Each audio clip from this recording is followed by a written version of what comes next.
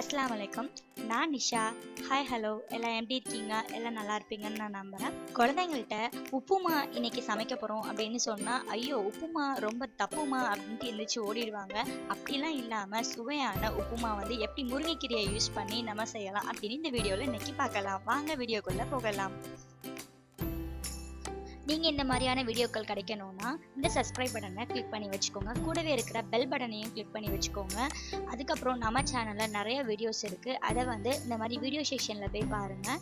நீங்கள் இந்த மாதிரி கொடுக்குற சப்ஸ்கிரிப்ஷனும் உங்களோட லைக்ஸும் தான் எங்களுக்கு இந்த மாதிரியான வீடியோக்கள் போட இன்னும் கொஞ்சம் என்கரேஜிங்காக இருக்கும்.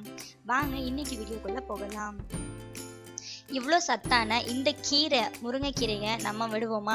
இந்த கீரையில் vitamin A, C, B6, potassium, calcium, magnesium, phosphorus இப்படின்னு அடுக்கிக்கிட்டே போகலாம். அவ்வளோ சத்துக்கள் இருக்குது. இந்த கீரையை நீங்கள் உப்புமாவில் யூஸ் பண்ணுறதுக்கு பதிலாக இந்த முருங்கை பூவையும் நம்ம யூஸ் பண்ணலாம். இப்போ நம்ம இதை க்ளீன் பண்ணிக்கிட்டே பேசுவோம். ஒரே கீரையில் இவ்வளோ சத்தா அப்படின்னா யாருமே நம்ப மாட்டாங்க. நம்ம உடம்புல இருக்கிற சர்க்கரையோட லெவலை கூட இது ரொம்ப குறைக்குமாமா. லோ கலோரிஸும் இதில் இருக்கிறதுனால நம்ம வாரத்தில் 2 முறை இல்லைன்னா 1 முறையாவது இந்த கீரை எடுத்துக்கிட்டா நமக்கு ரொம்பவே நல்லது.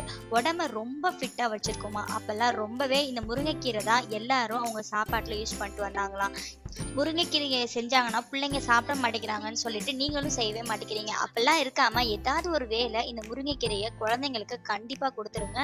இது அவ்வளோ நல்லது. இந்த ஒரு கைப்பிடி முருங்கைக்கீரையை மட்டும் நம்ம எடுத்து இன்னைக்கு உப்புமாவில் யூஸ் பண்ணி எப்படி உப்புமா செய்யலாம் அப்படின்னு பார்க்கலாம். இப்போ ஃபஸ்ட்டு வந்து நம்ம வந்து வெங்காயம் எடுத்துப்போம். வெங்காயம் ஒரு 3-4 வெங்காயம் எடுத்துக்கிட்டால் போதும்.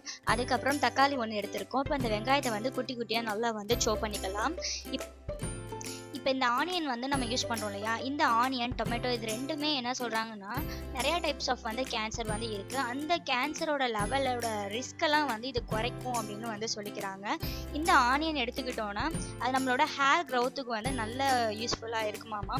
இதில் யூஸ் பண்ணுற அந்த டொமேட்டோ நம்ம அதிகமாக ஒன்றில் சேர்த்துக்கும் போது நமக்கு இந்த பிளட் ப்ரெஷர் சொல்லுவாங்களே அதெல்லாம் இருக்காது. இருந்தாலும் டொமேட்டோ ஓரளவு கம்மியாகவும் பண்ணிக்கோங்க, மீடியமான லெவலில் கரெக்டாக யூஸ் பண்ணிக்கோங்க.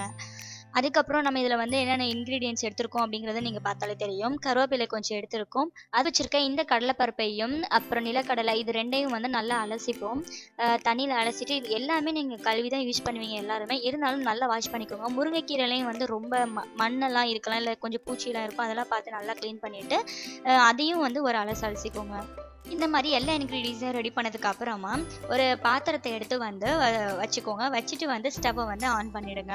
அதில் வந்து ரவாவை போட்டுருங்க. எல்லாருமே செய்கிற தப்பு என்ன உப்புமாவில் அப்படின்னா வந்து உப்புமாவை வந்து வறுக்காமல் பச்சையாக வந்து போட்டுடுறாங்க. அதனால என்ன இருக்கும்னா ஃபைனலாக நம்மளோட அந்த உப்புமா வந்து ஒரு களியை வச்ச மாதிரி இருக்கும். அதனால என்ன பண்ணுவாங்கன்னா எல்லா இதும் இப்படி இருக்குது குழஞ்சி போச்சா என்ன அப்படின்லாம் சொல்லிட்டு குழந்தைங்களுக்கு அதை பார்க்கவே பிடிக்காது, தகட்டும் அந்த மாதிரி இருக்கும். அப்படியெல்லாம் இல்லாமல் ரவாவை வந்து மீடியம் ஃப்ளேமில் வச்சு கொஞ்சம் இந்த மாதிரி வருங்க. வறுத்துட்டிங்கன்னா அதில் ஒரு ஸ்மெல் வரும், அது ரொம்பவே நல்லாயிருக்கும். அதை இப்போ ரவாவை எடுத்து வச்சுருங்க. இப்போ வந்து ஆயில் கொஞ்சம் விட்டுக்கோங்க. ஒரு தேவையான அளவு கொஞ்சம் ஆயில் விட்டுக்கோங்க. அதில் வந்து கொஞ்சம் கடுகு போட்டுக்கோங்க. கடுகு போட்டுட்டு அது கொஞ்சம் நல்லா வெடிக்கும் டப் டப்புன்னு. அந்த வெடிச்சதுக்கப்புறமா கடலைப்பருப்பையும் நிலக்கடலையும் போட்டுக்கோங்க. இந்த கடலைப்பருப்பு நிலக்கடலையும் ஏன் நம்ம போடுறோன்னா இது போடுறப்ப வந்து நம்ம உப்புமா சாப்பிடும்போது குழந்தைங்களுக்கு அந்த உப்புமா மட்டும் இருந்துச்சுன்னா அது ஒரு மாதிரி வேற மாதிரி நல்லா இருக்குது, பிடிக்காது அவங்களுக்கு. இந்த மாதிரி இருக்கும்போது அது மெல்லுவாங்க இல்லையா, அது மெல்லும் போது இதோட அந்த கடிச்சு அந்த மெல்லும் போது இதோட டேஸ்ட் அவங்களுக்கு அது கூட சேர்றதுனால அது வந்து உப்புமான்ற ஒரு ஃபீலே இருக்காது. ஒரு டிஃப்ரெண்டான டிஷ் மாதிரி அவங்க நினச்சிட்டு சாப்பிட்ருவாங்க. மோஸ்ட்லி நீங்கள் கொடுக்கும்போது இது உப்புமா இல்லை வேறு டிஷ்ஷு அப்படின்னு சொல்லி முக்கால்வாசி கொடுத்து பாருங்கள், சரிங்களா? நல்லாவே சாப்பிடுவாங்க விரும்பி. இந்த மாதிரி வந்து கடலை பருப்பும் நிலக்கடலையும் நல்லா வந்து ஃப்ரை ஆகிடணும். ஃப்ரை ஆனதுக்கப்புறமா கொஞ்சம் வந்து இந்த மாதிரி கருவேப்பிலையை போட்டுக்கோங்க. கருவேப்பிலை கொஞ்சம் கூடவே நான் மல்லித்தலை போட்டிருக்கேன். இப்போ நீங்கள் கடலைப்பருப்பு நிலக்கடலை 2ல் ஏதாவது 1 போட்டால் கூட ஓகே தான். பட் வந்து டேஸ்டியாக குழந்தைங்க சாப்பிடணும்னு விரும்புனீங்கன்னா போட்டுக்கோங்க. கடலை எல்லாம் ரொம்பவே நல்லது. அதை வந்து இப்படியாவது நம்ம சேர்த்து குழந்தைங்களுக்கு வந்து கொடுத்துடலாம்.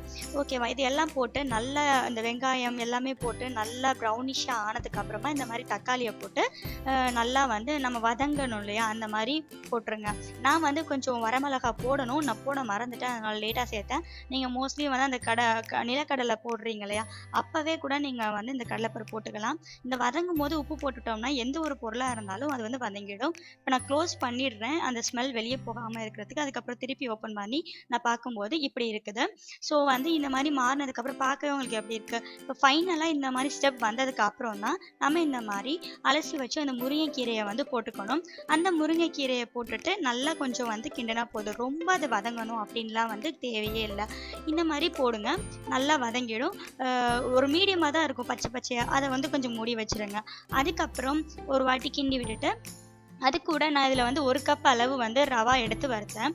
அதே கப்பால் 3 கப்பு வந்து நான் தண்ணி ஊற்றிக்கிறேன். அப்போ தான் வந்து ரவா வந்து ரொம்ப வேகாமையும் போகாது, அதே மாதிரி ரொம்ப வெந்தும் வீணாகவும் ஆகாது. 1 கப் ரவானா அதே கப்பில் 3 கப் வந்து தண்ணி விட்டுக்கோங்க. இந்த மாதிரி வந்து ரவா வந்து நல்லா அந்த தண்ணி கொதிச்சிடணும். கொதிச்சதுக்கு அப்புறமா நம்ம அதில் ரவாவை கொஞ்சம் கொஞ்சமாக போட்டு கிண்டி விடணும். நான் அதை காட்டலை, என்னால் அது 2 கையால் பண்ணுறதுனால என்னால் வீடியோ எடுக்க முடியலை, அதை காட்டலை. கிண்டி விட்டுட்டு இந்த மாதிரி போட்டு இந்த மாதிரி நல்லா கொதிக்கும்.